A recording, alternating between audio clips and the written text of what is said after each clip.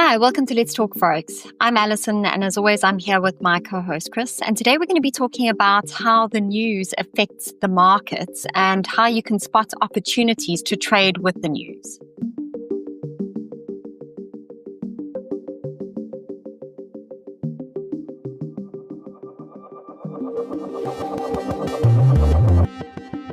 Hey Chris, how's it going? Yeah, pretty good, Alison. How are you doing today? Yeah, very good. Thank you. You back in Portugal? Back in Portugal. We're just coming the end of winter, so it's a delightful time to be back. The sun's shining. Mostly. You get rain every now and then, but it's beginning to warm up as well.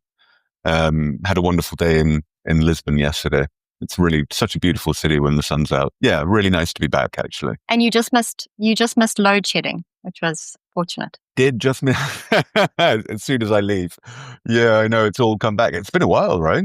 I haven't had serious load shedding for a while. Yeah, I think it's since May last year, when the elections finished. But yeah, we're back in it. Yeah, I'm sorry to hear that. What a pain. I'm not entirely sure what went wrong, but I think Coburg is down and there's a few other substations that need maintenance. Actually, I saw a line in the newspaper yesterday and they said it's not sabotage this time, it's maintenance, which is worse. I mean, silver linings, I guess. At least it's not sabotage. Exactly. Yeah, no, I'm glad I missed that. It sounds like a real pain. Yeah, but today on to, I guess, more news-related things. We're talking about how the news moves the markets. And, obviously the news can create huge volatility in the markets. And it's something we want to address in today's episode. Yeah, absolutely. It's very, prescient at the moment. There's a lot of news that's really affecting the markets. But we're going to be talking about three of the big news events that regularly affect the markets. And those are the NFP, the non-farm payrolls out of the United States, US CPI, and then the FOMC minutes, the Federal Reserve Open Market Committee, when they deliver their rate cuts or rate increases. These reports can really send the market into a frenzy. I mean, we see a lot of price action around all three of these things. So we want to talk about how do you trade them, and how to trade them, I think, in a relatively low risk manner. So stick around. We're going to be checking out some real world examples as well and explaining how that worked. And we'll be looking at exactly why these events move the market. Yes. So, as you said, Chris, news creates some of the most explosive movements in the markets. You've often seen when the Euro USD is calm and there's sort of consolidation and everybody's agreeing on price. And then suddenly there's just this 50 pip movement in one direction or the other. But the real question is, why do they move the markets? And how can you anticipate what the different news events are going to do to the different Forex markets? Yeah, exactly. And I mean, why they move the market? I mean, it all comes down to market expectations versus reality, right? So the market will always price in expectations beforehand. You'll see, like on any economic calendar, you'll see what the market forecast will be for any one of these three things that we're going to talk about today. And this forecast will be in place long before the news comes out. But if the actual data, when you get the data release, if it's significantly different from what traders expected, then the market will adjust, and it will adjust very fast. And this can cause those explosive price movements that you talked about. Yeah, as you said, Chris, we're going to be talking about the CPI, FOMC, and then also the NFP. But I want to start with the NFP, which stands for non-farm payroll. So this is released on the first Friday of every month, and it basically measures how many jobs were added to the US economy. But from your perspective, why do the Forex, why do people care so much about this number? It's because employment is a really key indicator of economic strength. When the economy is strong, then companies are going to hire more workers. This leads to higher consumer spending, and higher spending drives economic growth. So when the NFP moves, why it moves the market. So, I mean, there's a few cases. Let's look at why.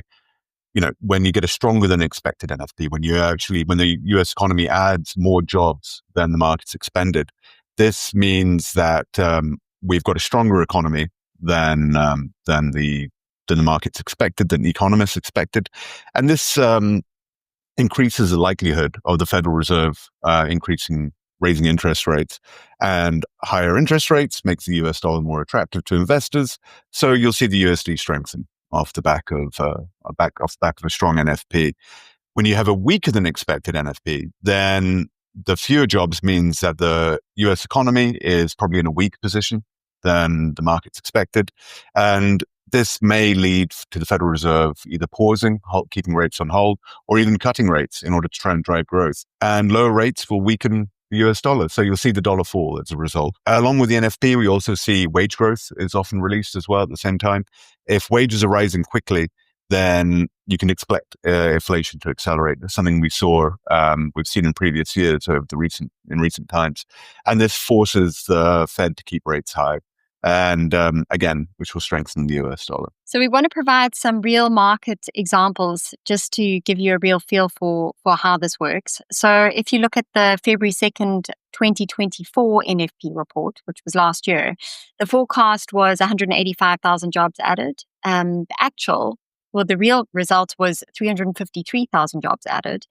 And as a result, the USD strengthened immensely. So you saw a huge drop in the Euro USD by more than 80 pips within minutes. And, as you were saying, Chris, this is because a strong labor market suggests higher inflationary pressure. And this increases the likelihood of further rate hikes. But one thing I just want to make you aware of here is that often you get a fake out. So sometimes the initial move will go in the opposite direction, which will make you sort of think that something else is going on. But often this is stop hunting. And so you might see, a spike after the NFP and then a reverse, as traders sort of take profits. So it's something that you just want to be aware of when you are trading the news or trading the NFP, should I say. Absolutely. Yeah. And it's not just the it's not just the NFP, it's all three of these things we talked about. You'll see stop hunting, you'll see spikes. So, it's something we're going to talk about a little bit more about how to trade around these. But the first step is to be aware that it happens. Next, we're going to talk about the CPI and why inflation needs the market. So CPI stands for the Consumer Price Index. This measures the change in the price of goods and services, and it's a primary gauge of inflation worldwide. Most countries use it. And inflation is pretty much everything when it comes down to central bank policy. It's what central banks are trying to keep track of. When you have a higher than expected CPI that comes through, then that means inflation is running hot, which is something that we saw, post-COVID up until last year. We saw really high levels of inflation. And this means the Federal Reserve is probably going to keep interest rates high to try and slow down the economy, to try and cool it down a bit. And higher interest rates will make the US dollar more attractive to foreign investors. So we'll see the USD strengthen against other currencies, including the euro, but we'll also see the DXY will probably rise as well. When you have a lower than expected CPI, as we've seen a couple times recently, then inflation is cooling, which means the Federal Reserve is doing its job. And the Federal Reserve may start feeling more comfortable about cutting rates. And that's lower rates makes the dollar less attractive. So you'll expect the US dollar to fall as a result. One thing you've got to be aware as well is the difference between CPI and core CPI. Traders also watch core CPI, which strips out volatile food and energy prices.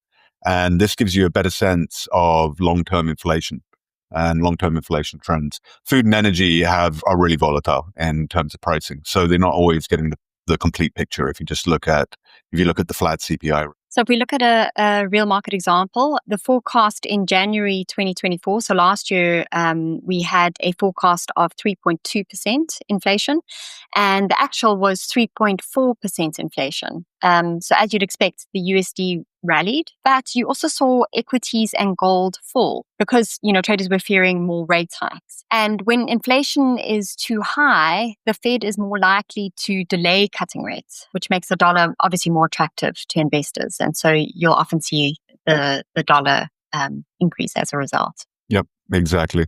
And then finally, we want to talk a little bit about the FOMC, the Federal Open Market Committee. This is the Open Market Committee is the section inside the Federal Reserve which decides on interest rates. And this is probably the most important of the bunch because this is where you're actually getting the action taken rather than any kind of forward guidance from CPI figures or from the NFP figures.